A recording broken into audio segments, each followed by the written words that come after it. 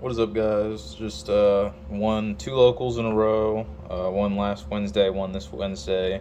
This week we won $60 of store credit and a new mat. This is not the mat, but I already traded the mat for about $55 worth of cards. So overall, won quite a bit of stuff, and obviously it was with Rikka. So I'm just gonna show you guys this list because it's different from the last one I've been winning with. Um, Pretty standard, 3 unexpected die. Best one card starter in the game. Nothing more to say. 1 for 1, you like to see your starters. 3 Sunseed, you like to see your starters. Twin, part of the combo. And then 2 Sewing. You don't always want to see it. It's not terrible to see, but you gotta have multiple. Lone Fire bridges the 2 engines. And it's always good. It's you use it during combo. If you open it, it's not bad. It's just always a really good card. It gets you to any play in your deck. Whole deck is plants. 2 Petal would run it at 3, but I don't think I need to see it as much. So 2 is just fine. 3 Princess. This is how you play around Nib. You want to see this. It's a really good card. One of the best. Definitely, probably the best Rikka name. I guess Mudan is the only one that you could compare. 1 Primula. 2 Mudan. Once again, really good card. Searches the field spell. And obviously the field spell is main part of the deck. And then we got Snowdrop. 1 Snowdrop. Don't need more than that. Don't always want to see it. Usually you just want to search it. And then 3 Glamour. Main searcher of the deck for the Rikka engine. Really good card. Searches two plants. 2 Con. Don't always want to open it just because it does by itself. It doesn't inherently get you anything, but obviously with the Rikka cards on field and the Rikka cards to tribute, this becomes a very high value asset. And then Rikka Sheet, gotta run it. I mean, it's a really good trap card, part of the engine. Cactus Bouncer, just main decking this. It catches people off guard. You can only use it if you open unexpected die, but when you put people on it, it's super rewarding. You just end a board. You end a mediocre board, normal summon Cactus Bouncer, and you're pretty much cooking. And then Therion Engine, just all one-ofs. It's all searchable, so not really a reason to search or to add more than one, just because I'm trying to slim down the list. Main deck Harpies comes up, it's for the Labyrinth matchup, for the anything like Floodgates. It's not just nice to know that you have a main deck out to things like that.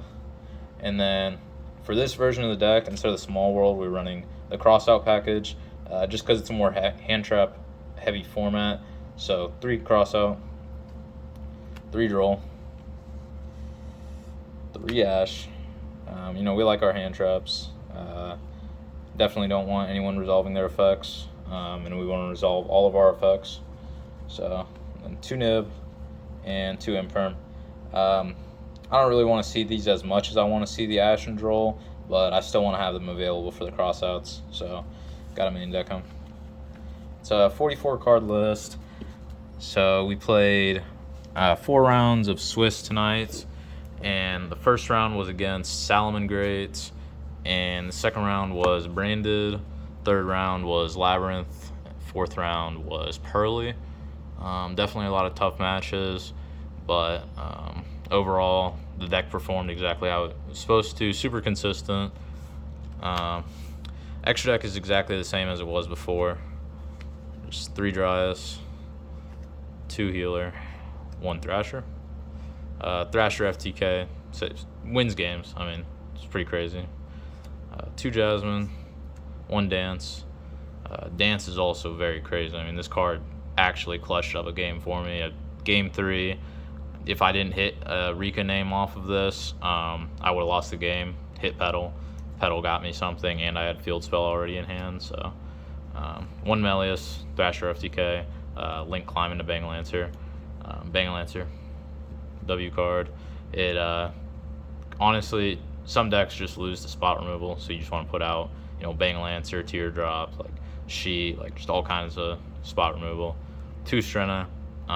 Sometimes double Strenna is the move. Sometimes you just want to make one. This card's actually just crazy. You can hold the nib. Kind of funny if you don't have a way to tribute this. You just hold the nib on their turn, leave this on your field, and then get to their 5th summon or whenever you feel is the best time to nib. Drop it. Nib will proc the Strenna effect, and you're getting a lot of value out of that. So very useful. Teardrop. Needless to say, I mean, it's a good card. Spot removal. Hyperion, kind of like a Mechaba mechanic. Really good. Helps the deck put up negates, and want to put up as many negates and interruptions as we can.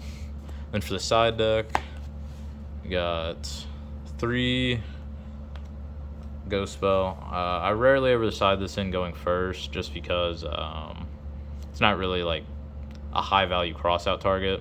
If they Ghost Spell me, it's going to be really late in the combo, and like it's usually just not something that would really affect me as much as getting interrupted by a different hand trap.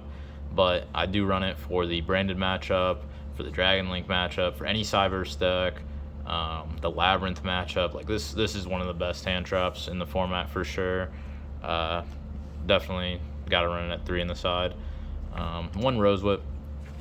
Some matchups, you got to put them on Rose Whip or you lose. Some decks can play through crazy end boards, and obviously you can put this out even if you use your normal summon. So if you normal summon Loci to start turn, you can go full end board plus Rose Whip, which is very nice. And then Spider Orchid, outs Floodgates, outs Field Spells, outs Birth. Just really good card, searchable, back row removal. We're playing a little thrust package, so we got 2 Thrust, 1 Dark Hole, 1 Dark Ruler, and then going first we have some, but to finish the going second we have 2 evenly. So just generic board breakers. Some decks you need those board breakers to go second into. Definitely Dark Hole.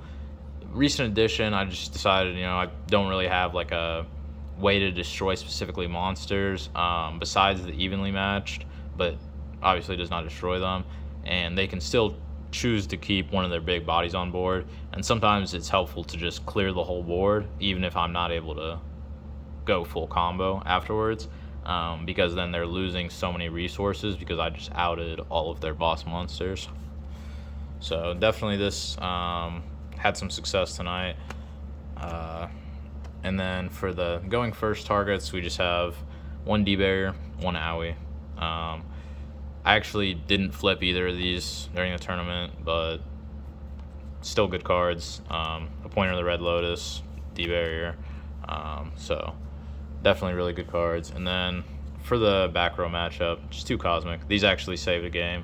Labyrinth player, so he sets Erad from deck, and then on res, I just Cosmic it before you can even get to the coup clock or do anything like that.